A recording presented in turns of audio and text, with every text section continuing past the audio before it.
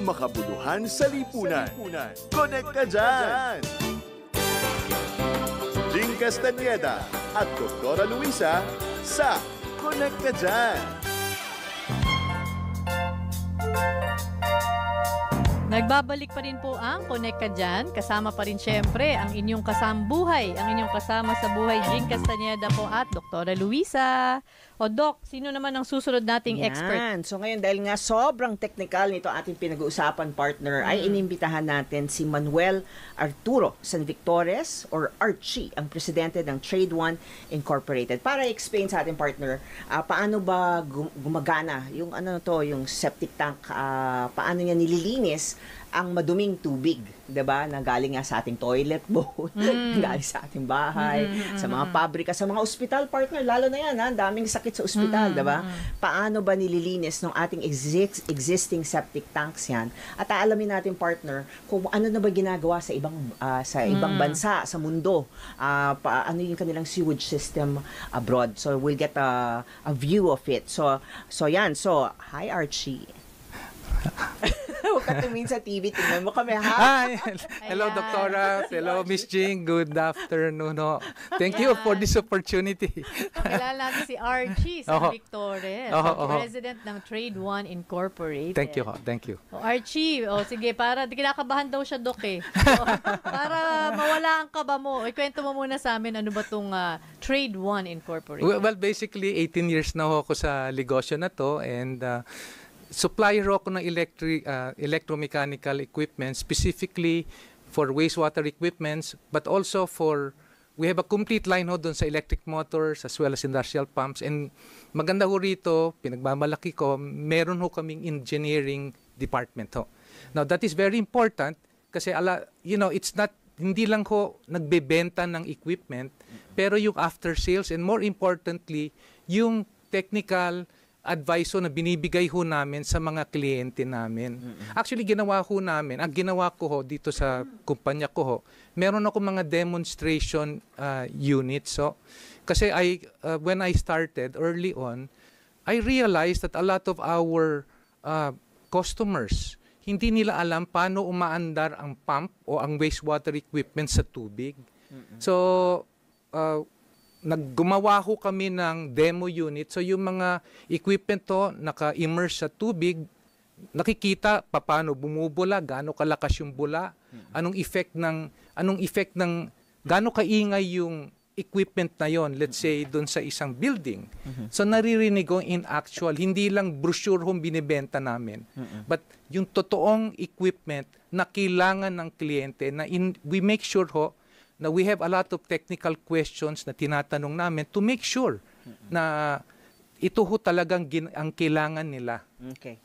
So ikaw Archie ay kasali ka rin with the whole sewage system. Nagpo-provide ka ng treatment doon sa sewage natin. Okay, so can you describe to us, kasi para lang maintindihan ng ating mga viewers, paano ba tinitreat ang tubig na madumi? So ano muna yung ano ba yung dirty water na tinatawag natin? Well, ang dirty water, ito yung gamit ho na tubig na nanggagaling ho sa hospital, sa bahay, sa mga schools.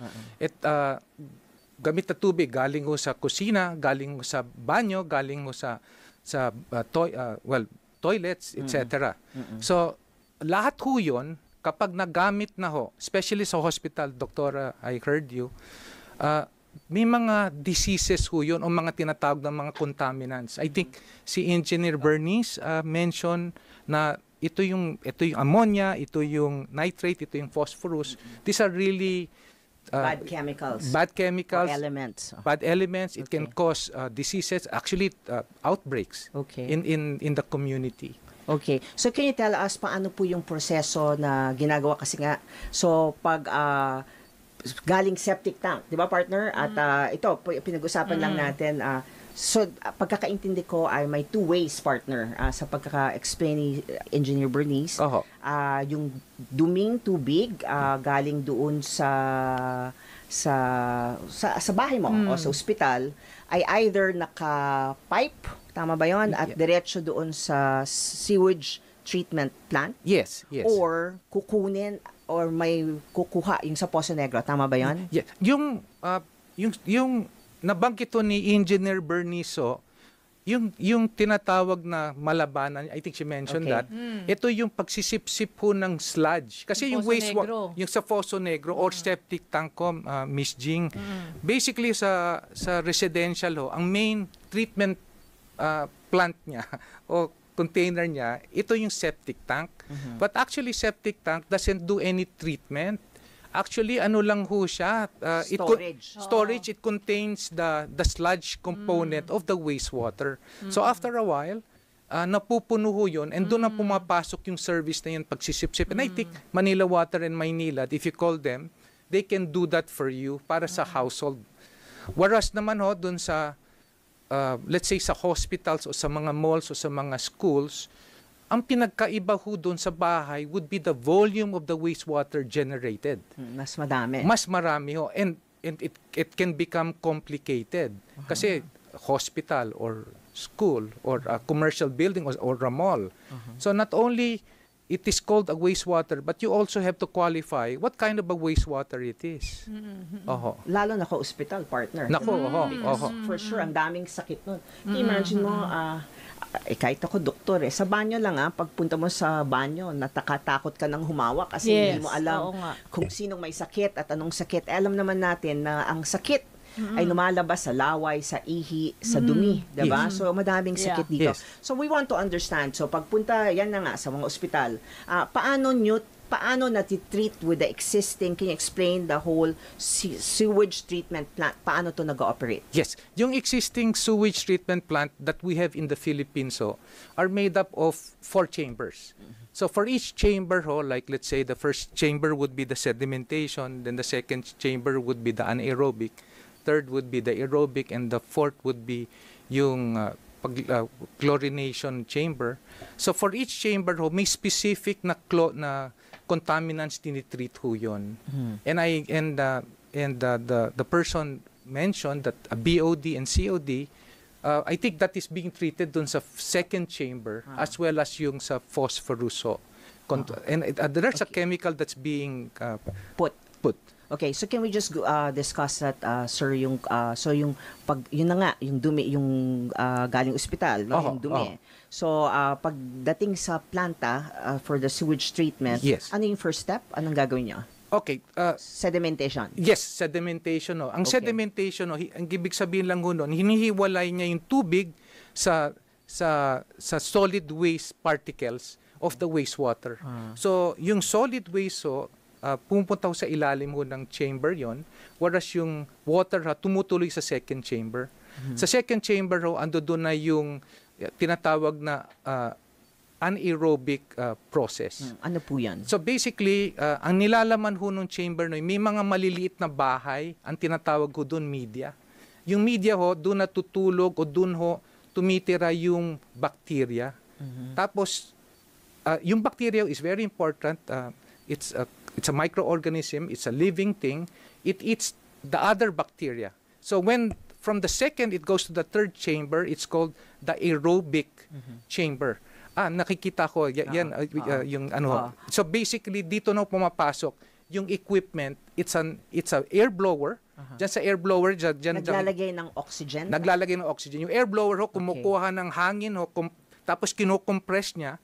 Tapos dinadala ho niya sa diffuser, tapos ito nagbibigay ng oxygen para sa third chamber para mabuhay naman ho yung specific bacteria niyon para to further eat or disinfect the other contaminants. Sir, may I ask, how perfect is this system, di ba, Jing?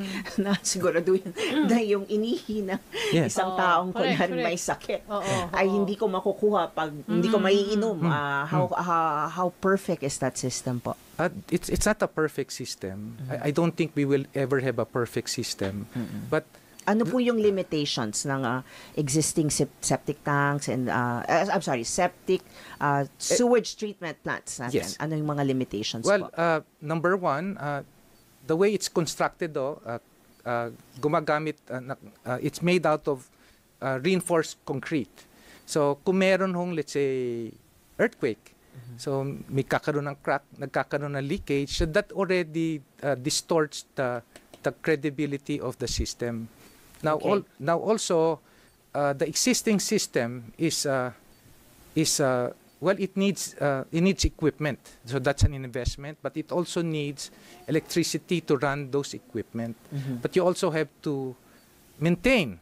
But not as hindi na ho katulad ng septic tank na depende sa dami ng tao sa bahay. But you have to maintain also the STP or the sewage treatment plant by way of taking out the sludge, but also to add chemicals. Kasi doon sa last process, doon sa last chamber, doon na pumapasok doon na kayo nag-a-add ng chlorine to be able to further kill the toxins. Oo. So, paano po hindi magagaan? Kasi for safety reasons, Yes. ano po yung mga parameter na dapat tignan? Well, right now nabanggit ho ni Engineer Bernice, meron hong COD, meron hong BOD, and meron TSS. These are Ano the po yan? Okay. Well, these are the standards set by the DNR to measure the quality of the quality of the effluent if it's able to comply with their standards. Kasi kailangan naman ho talaga may standard, di ba ho? So, ito yung tatlong most common na parameters na chine-check ho ng DNR. Okay. So yung mga pinag-usapan natin, yan yung local setup, no, Archie? Oho. Ano bang sistema abroad? And then in terms of equipment, di ba? Kasi you supply equipment. At par ba tayo or malayo pa? Well, if I can share sa inyo yung storya ko, the reason why I guess I am here right now, alam nyo, for 18 years, I had the privilege, pumupunta ho ako sa Japan kasi doon ko kinukuha ho doon ang supplier ko ho eh. Doon rin ako kumukuha ng technology, advices. And napansin ko, how come in Japan, the creeks, yung mga kanal ho nila, sobrang linis. Now, tinanong ko sa kaibigan ko, sabi ko, is it always like this? Sabi niya, no. For 40 years ago, probably we were like the Philippines. It's madumi, terrible ho. So, sabi ko, what changed? Well, number one, government and the private sector changed. And there's a technology that was invented to make sure that that the system would be able to pwede hong whether magkaroon ng lindol o pwede hong magkaroon ng outbreak, the integrity ng sistema ho na yon will still be intact. Now, ano ibig kong sabihin? Yung material ho, kasi dito nabanggit ko, reinforced concrete ho yung ginagamit para sa STP. Yung sa Japan ho ang ginagamit, FRP. Or Ano po yan? fiberglass reinforced plastic ho yun. So basically, it's a package, nakapackage yun, nakaseal siya. Tapos, it has chambers, but the chambers are, I guess, in terms of, I mentioned the media as well as doon sa first chamber pa lang ho, sa sedimentation chamber, naglalagay na ho sila ng ng some kind of chemical or what do you call this, polychlorine. I forgot the name of that chemical. So may nilalagay. But it does, sa umpisa pa lang, it treats the phosphorus component of the toxin. Then as it goes, then the second chamber, doon na ho natitreat na yung BOD and COD as well as yung nitrate. Then the last chamber, doon ho na natitreat yung ammonia. Then finally yung paglalagay ho ng chemicals doon sa last chamber.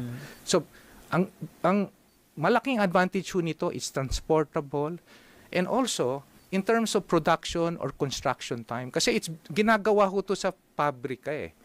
Ang wala hong mess na walang gagawa sa, let's say, sa hospital, walang maingay, o let's say sa school, walang maingay, it's being manufactured in the factory in Japan, and it takes them 15 to 20 days lang ho para matapos ho to. And it has to go through individual testing ho ng government nila. Or they have an agency to make sure that yung nilalabas ho is able to comply with with the standard set.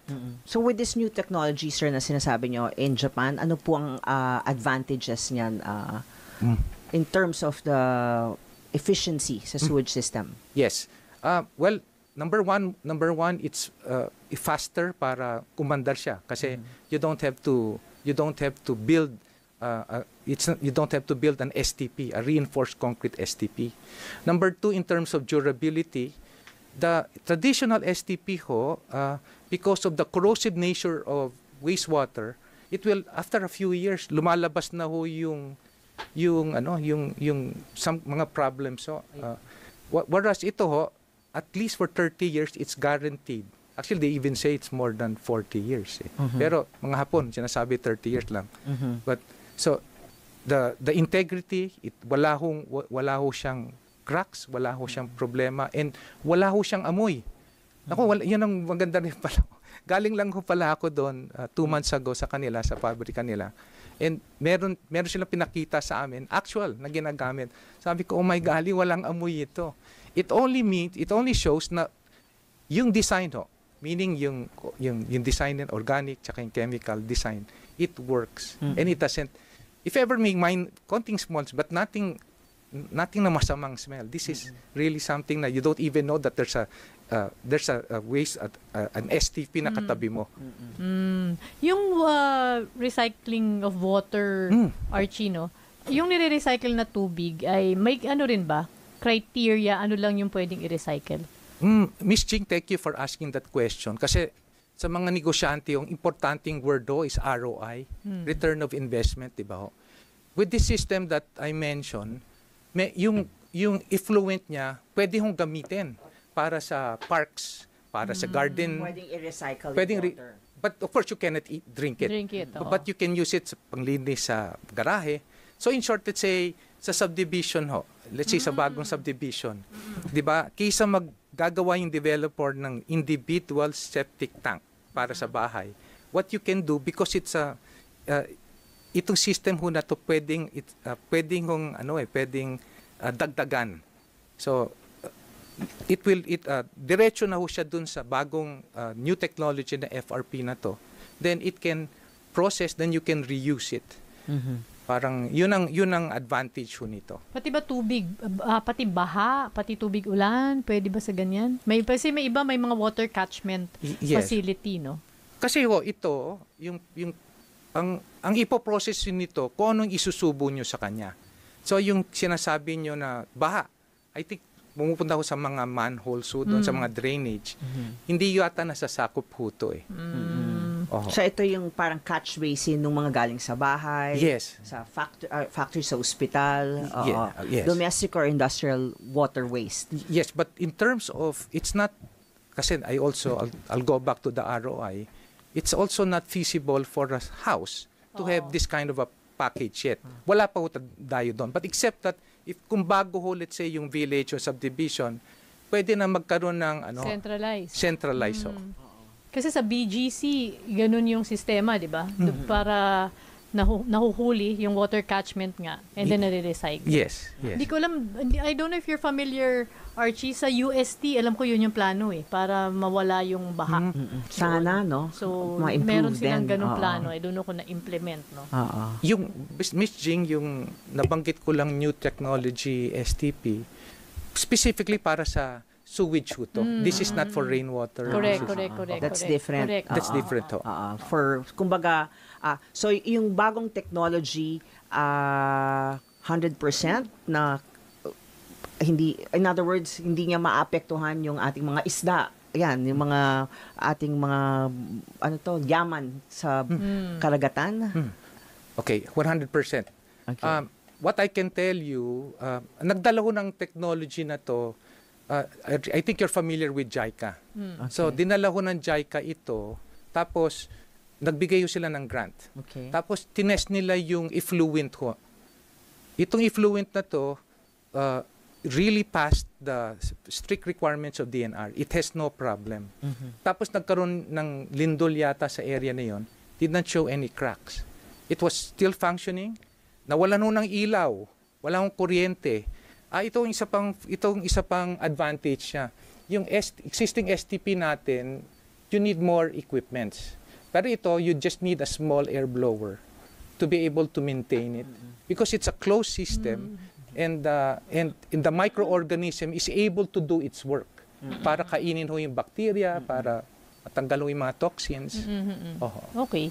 Kaya ako tinatanong, Doc, yung mga ibang advancements, no, even in the areas of water recycling, yung pagkakaroon ng catch basin, no, or water catchment. Kasi binanggit nyo, Archie, yung ROI. Oho. Diba? Actually, ang negosyo sa tubig, napakalaki ng kita. Yes. Napaka-in demand. Yun lang, talagang capital intensive siya. Diba? Magbubuhos ka talaga ng pera. Oho. And kaya maraming negosyante, partner, yung pinaka-mayayaman nating mga bilyonaryo sa Pilipinas, nasa tubig. Yes. And in fact, kahit na ang dami na nilang na-invest, kulang pa rin, no? Lagi pa rin may areas to go into. Pero yung water sewerage system as a business, compared dun sa iba pang negosyo sa tubig, Archie, mas malaki ba ang investment dito? Well, ang tingin ko dun sa investment, Miss Ching, you mentioned that, investment natin ho to sa kalikasan eh. Diba? I think all of us, we value yung our children not getting sick. We want our rivers, our aquifers to be clear from this toxin. And even our mga isda ho, dito namamatay. Di ba? Parang all because of negligence or because of, we take a treatment of wastewater not a priority. It's true, potable water we really have to invest on that. But I think equally important would be the investment that we have to make on the wastewater side, the treatment of the wastewater side. Oo. Okay. Go ahead, Bertrand. Gusto kong malaman sa iyo, Archie, kasi ikaw sinusuportahan mo yung treatment side, right, ng sewage. Ikaw yung parang supplier. Yes. Doon sa mga contractor na siyang nagtatayo nitong mga wastewater treatment plant. Yes. Okay. So kung ikaw, matagal mo nang ginagawa ito? Matagal-tagal na. Okay. So if ano ang tingin mong will help with that, no? With that kasali ka dun sa sa web. Okay? So how do you think we can help improve yung ating wastewater pollution problem sa Pilipinas? Well, Doktora, I think na-mention nyo ni Miss Jing yung investment side. Really, it's capital investment. And sabi nga ng iba, naku, ba't naman ako mag-i-invest dyan sa wastewater treatment? Itatapon lang naman yan sa kanal eh. Pero, hindi ho eh. Yes, it's true. That's a reason I think government through the LGU should take the lead. And also, the owners of the water concessionaires here are already starting. They're talking about it. They're talking about the value of treatment. And your show dito ho, Doktora, Miss Ching, is very important na nagkakaroon ho ng awareness. O kaya importante, partner, na pinag-uusapan, at sabi nga ni Archie, wag mong tignan yung tinatapon lang naman yung tubig na yan, kaya wag natin gastusan. Diba? Yung mindset yun yung kailangan palitan. Kaya pala if you combine it or connect it dun sa sinabi ni engineer kanina, kaya yung mga LGU hindi rin nag-invest dun. No? Oo nga. Pero priority. Tama ka, sana bigyan ng prioridad, 'di ba? Kasi long term, tama. It's a environmental issue, 'di ba? Sinabi na ni Archie, ilang bang sakuna at ilang kalamidad ang pinagdadaanan sa Pilipinas? Ilang beses tayo nag-earthquake, nagfa-flood, kung ano-ano ang ating dinadanas, 'di ba? So dapat protektahan natin, partner, ang ating water, 'di ba? Doktora, if I can add, may ilang LG naman may nakipag-usap sa amin. So can you mention? No, I cannot mention. Secret pa. Pero yung may approve efforts. na. Yung approve na. Wala kasi wala pa. bagong pasok lang ko, pinasok ko bagong lang. technology siya. Okay. Pero alam nyo, yung nakausap ko sila, all of them ho, is realize it's about time. Buti naman. Yung wastewater is very important. That's very important. Yeah. Because ako, honestly, Archie, isang doktor, I can just imagine. Di ba yung galing sa ospital? Pag pinagsama-sama mo, lahat yung sa banyo nun, gaano kadami ang mikrobyo doon, no, partner? Pag hindi mo yan ginamot o tinreat properly, talagang magugulat ka na lang, ang daming nagkakasakit. Yes, doktora. Madaming damage ang madudulot nito sa ating katawan, ayun nga, at sa ating kapaligiran. Okay, Archie, maraming Maraming salamat. Very Thank you. well. Thank you. May parting shots ka ba, Archie? Yes, Final message. Well, Greet your wife. I'm sure she's watching. Okay, go. Natutuwa ako kay Archie. Nakatingin sa monitor instead sa atin. Kaya sabi ko, Archie, kaming kausapin. Titignan niya kung gaano siya kagwapo. Hindi yun, Miss Jing. Sa TV. Kasi totoo lang, pag tumitingin pa nga ako sa likod, hindi ko alam talaga. Hindi ako na-brief kung saan ako titingin. Ayan. Tingin ka dito. Okay, yan na. Okay. Kaway ka Okay, dyan. thank you. Ayan. Thank you. Batiin mo ang wife mo. titignan Susan, mo hello. sila, tapos batiin mo sila. Go. Batiin mo na. Ang mga Susan, anak hello. mo. Patrick, Marco, Aro, thank you. First time niya sa TV. First time ko. Masusundan pa yan. Masusundan. Thank you, Archie. Diba, at Thank you. least natuto tayo, no, kung paano yung ginagawa yung treatment sa ating mga wastewater. Ayan, si Salamat Archie San Victores, ang Thank- president po ng Trade One Incorporated. So thank you, Archie, sa Thank you. ulitin. Thank you much, Miss Jing. Thank you. Ayan, so sa pagbabalik naman po natin, ang Manila Water naman, ang ating